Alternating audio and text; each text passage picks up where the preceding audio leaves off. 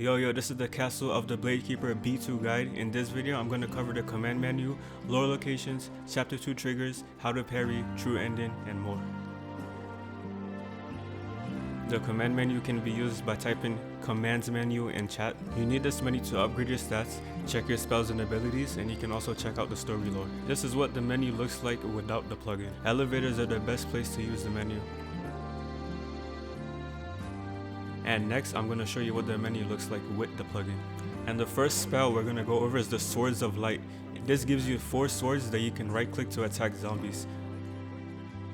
Next up is Crystal Keeper Wings. This is used to damage and slow down. Cerberus Summon does fire damage and slows. This lasts longer than Crystal Keeper.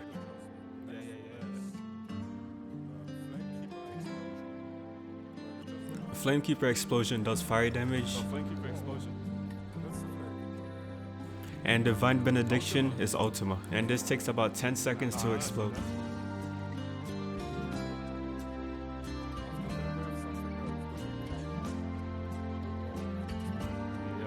The Loop Hell spell TPs zombies back to the spawn.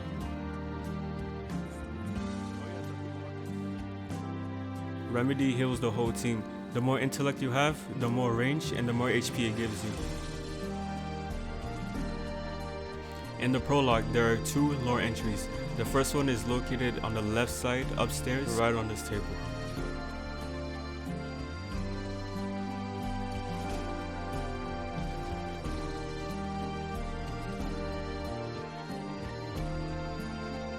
The second one is located under the cannon on the right side.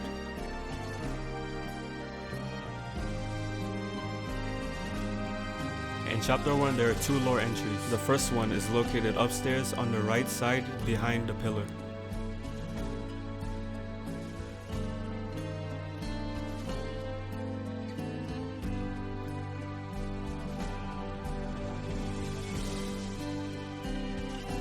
The second one is located on the split defense part. Open the door, go upstairs, and it's going to be right in the bedroom.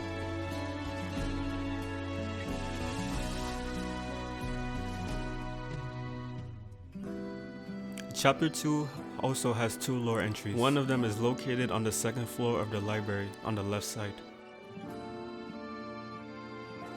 The second one is located on the outside and is going to be right on the bench next to the fort statue.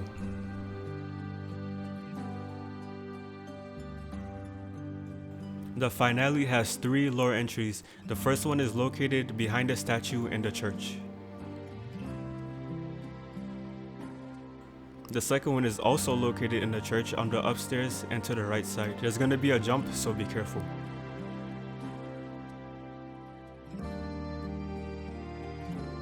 The final lore entry is located after the TP.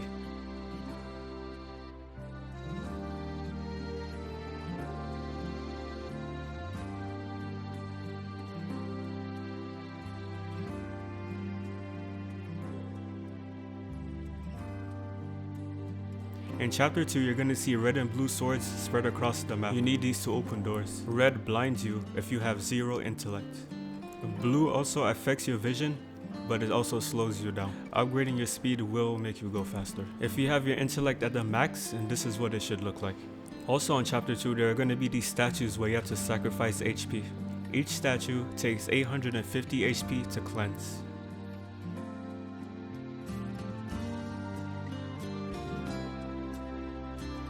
First, to pick up a sword, you need to have ×2 damage and 50% resistance. To parry the boss, you have to right click right when he's about to attack. If successful, you won't be able to move for a couple seconds. Also, make sure you're looking straight forward. Try not to look up too high or too low. Spamming right click does not work because the sword has a cooldown.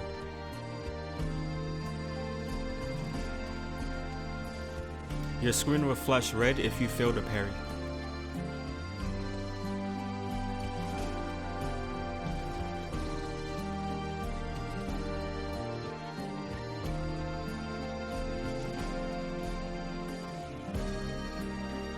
On the final phase of the boss, there are 2 ways you can do this. One way is to have all 3 swords spread out of the arena, just like this. Doing this, you can actually cover most of the arena just by looking one side.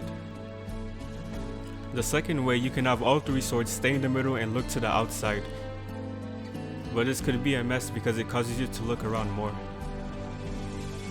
On the final phase, right when he's about to attack, just right click, but make sure you're looking straight forward. Also remember, you have to keep shooting the boss.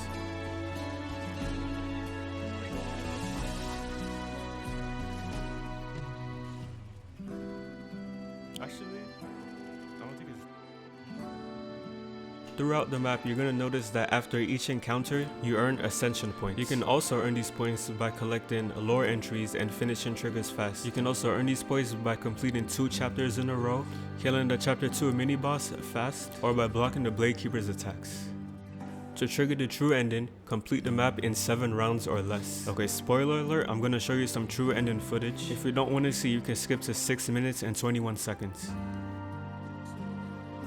The true ending has the same teleports as the bad ending. Once zombies TP inside the castle, there will be a 30 seconds defense until you'll be able to jump at the throne. Once you make it up, there's going to be a split defense. This takes about 40 seconds. After a couple seconds, zombies will get pushed back. The sword in the middle glows blue, and then you jump in the middle. So I guess if one side loses, then we have to cover. Yeah, why you jump early? Just some extra tips. Around the map there are defense spots. If zombies touch the defend mark, the round is over. Scattered around the map, you're gonna see these blue orbs. These are called loot pockets. Loot pockets has a 50% chance to drop you a spell or give you points.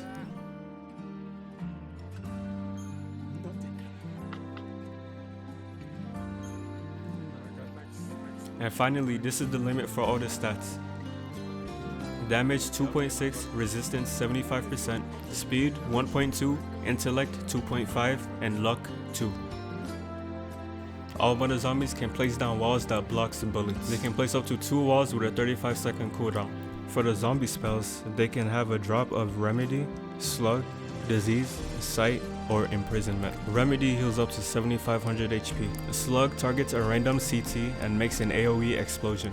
Disease targets a random CT and makes an AoE slow effect. Sight targets a random CT and makes an AoE blind effect. Imprisonment targets a random CT player in range and makes them unable to move unless the box is broken. If you have any questions, leave a comment down below. Thanks for watching.